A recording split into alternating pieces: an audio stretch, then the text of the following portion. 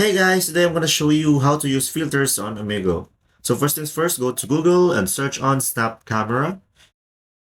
And from here, you're going to see Soft Tonic. And once you're here, you're going to click on Free Download. And then click on Free Download for PC.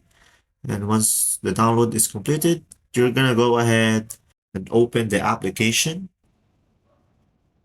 And then from here, down below, you're going to see some filters. As of now, my Wi-Fi is slow and it's not rendering.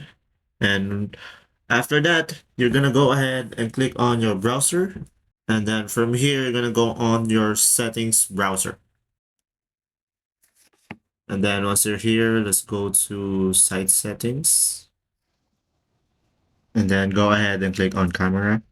And then once you're here, you have here an option and click on snap camera. And if this video is helpful, please like and subscribe.